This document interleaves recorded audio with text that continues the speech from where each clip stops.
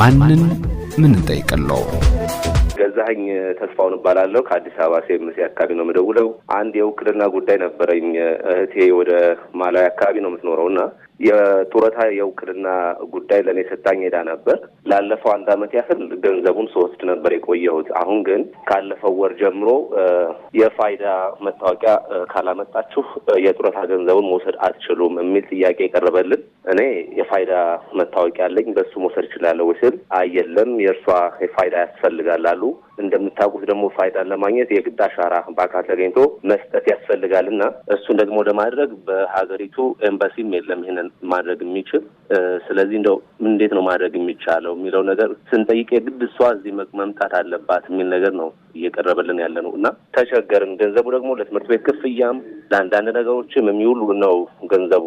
ያው የእሷም ልጆች እኔ ጋር ስላሉና የት አቤት እንደሚባልም ትንሽ ቸግሮን ነው። ምናልባት በእናንተ በኩል መፍትሄ እንዲሰጠን ፈልገን ነበረ። እናንተ ጡረታ የምትወስዱት የት ነው? እዚህ መለስ ፋውንዴሽን አካባቢ ያለው ምስራቅ የሚባል ምስራቅ ቅርንጫፍ እዛ ነው የተባላችሁት? እዛ ነው እንደዛ የተባለው። ኃላፊነት ስማቸውን ያውቋቸዋል? ዘግንጃቸዋለሁ ስማቸውን እንኳን ዘነጋው። እህቶ ከኢትዮጵያ ውጪ ስለመሆናቸው ማረጋገጫ አምጡ አልተባሉም? አይ እሱን አልተጠየቁም።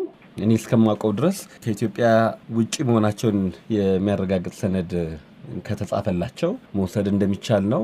እሱን እርሶ አቅርቡም አልተባሉም? መረጃው ግን አለኝ ከኢትዮጵያ ውጪ ስለመሆናቸው። አዎ መልካም። እሺ ጠይቃቸዋለሁ። የተወደዳችሁና የተከበራችሁ አድማጮቻችን ለአድማጫችን ጥያቄ ምላሽ ለማስገኘት ወደ ግል ድርጅቶች ሰራተኛ ማህበራዊ ዋስትና አስተዳደር ደውዬ የአስተዳደሩን የዋና ስራ አስፈጻሚ ጽህፈት ቤት ኃላፊውን አቶ ደረጀ ውቤን አገኘኋቸው። ጤና ይስጥልኝ አቶ ደረጀ፣ እንደምን አደሩ? ቀደም ሲል እንግዲህ አንድ አድማጫችን ጥያቄ አቅርበው ነበረ። ጥያቄው እህቴ የምትገኘው ማላዊ ነው። እዛ ደግሞ ፋይዳ ማውጣት የምችልበት ሁኔታ ስለሌለ ፋይዳ አላወጣችም። እዚህ ጡረታ ለመቀበል ደግሞ ፋይዳው ያስፈልጋል ወይም ናሽናል አይዲ ያስፈልጋል ተባልኩኝ ነው የሚሉትና እንዴት ነው ያሰራር? እስቲ በእናንተ በኩል ያለውን ቢነግሩኝ። መልካም። ያው ውክልና ውጭ ሀገር የሚኖር ሰው በየአመቱ ሲያድስ እዛ ካለው የኢትዮጵያ ኤምባሲ ወይም ቆንስላ ጽህፈት ቤት ደብዳቤ ማጻፍ አለበት በየአመቱ ሲታደስ። ፋይዳን በተመለከተ ግን አሁን ውጭ ሀገር ላሉ ህመም ለገጠማቸውና አልጋ ላይ ለዋሉ እንደዚሁ ደግሞ አይሲዩ ውስጥ ለሆኑ አይነት ሰዎች የ6 ወር ጊዜ ገደብ ተሰጥቷል። በ6 ወር ጊዜ ውስጥ ፋይዳውን ማውጣት አለባቸው። እስከ 6 ወር ጊዜ ድረስ ግን በውክልናቸው መሰረት ሊቀበሉ ይችላሉ። እንግዲህ የተሰጠው ጊዜ ገደብ ከብሔራዊ መታወቂያ ፕሮግራም ጽህፈት ቤት የተሰጠው የ6 ወር ጊዜ ገደብ ነው፣ ለእኛ የደረሰን ማለት ነው። ለ6 ወር ጊዜ አገልግሎቱን ያገኙ። ከዛ በኋላ እንግዲህ ሌላ የሚወሰን ነገር ካለ ናይን የሚሆነው ግን የተሰጠው የጊዜ ገደብ 6 ወር ብቻ። ስለዚህ የብሔራዊ መታወቂያ ፕሮግራም ባስተላለፈው መመሪያ መሰረት ነው እኛ እየሰራን ያለ ነው ያሉኝ ነው። ኤግዛክትሊ።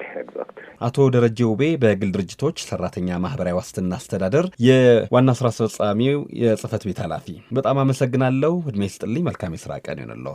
እሺ፣ አመሰግናለሁ። መልካም ቀን።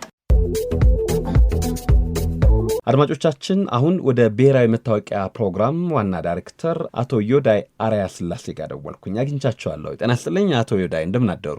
ሰላም፣ እንደምን አደራችሁ? ደህና። አቶ ዮዳይ ቀደም ሲል የነበረውን የአድማጫችንን ጥያቄና ይጠይቅልኝ ያሉት ተቋም ኃላፊ ደግሞ የሰጡትን ምላሽ ሰምተዋል? አዎ።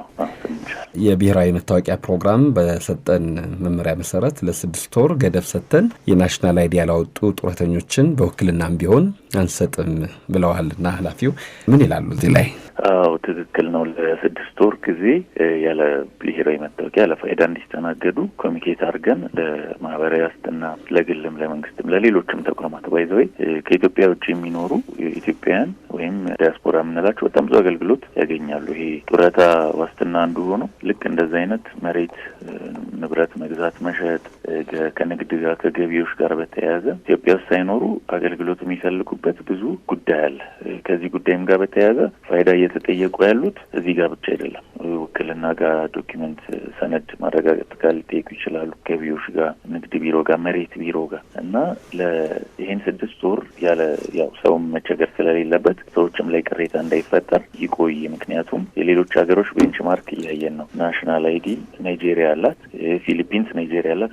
እነሱ እንደውም ከኛ የበለጠ ዲያስፖራ አላቸው ብዙ ሚሊዮኖች እና እነዚህ ዲያስፖራዎች አገልግሎት ሲያገኙ ከሀገር ውጭ ሆነው ናሽናል አይዲ ሊመዘገቡ የሚችሉበትን መንገድ ዘርግተዋል። እኛም እሱ ላይ እየሰራንበት ነው። ስለዚህ እስከዛ ድረስ ሰዎች እንዳይቸገሩ፣ አገልግሎት ከማግኘት ኤክስክሉድ እንዳይሆኑ ያለ ናሽናል አይዲ እንዲስተናገዱ ብለን ኮሚኒኬት አድርገናል። ግን ያው ይህ ሁሉ ተደምሮ አላማው ነገ ዛሬ ትንሽ በመሀል መንገራገጭ ቢኖርም የትራንዚሽን ፌዝ ላይ ስለሆነ ነው እንጂ ነገ አሁን ቅድም የተባለችው ማሊ ያለችው ሴትዮ ያለው ተወካይዋ በቀላሉ ሁለቱም እዛም ሆነ አገልግሎት ማግኘት እንድትችል እዚህ ያለውም ተወካይ በትክክል ማን እንደወከለው ትረስት እንዲኖር ወደፊት ሳይወከል ተወክሎ አልተወከልኩም አገልግሎት ለማግኘት ተቸገርኩ ይናረግ የትረስት ኢኮሲስተሙን ለመገንባት ሂደት ላይ ያለ ነው ማለት ነው። እና ከዛ አንፃር ነው አድማጮችም እንዲረዱት የምንፈልገው። ጊዜያዊ የሆነ ችግር ነው። ወዲያው በአጭር ጊዜ ውስጥ ሶልቭድ ሲሆን የበለጠ የተሻለ አገልግሎት ማግኘት ይቻላል። ይህ መመሪያ ከተላለፈ ምን ያህል ጊዜ ሆኖታል አቶ ዳይ? ማህበራዊ ዋስትና ኤጀንሲ ደብዳቤው ከተጻፈ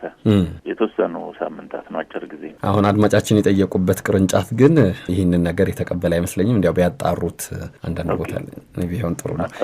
አቶ ዮዳይ አርአያ ስላሴ የብሔራዊ መታወቂያ ፕሮግራም ዋና ዳይሬክተር፣ በጣም ነው የማመሰግነው። መልካም የስራ ቀን ይሁንልዎ።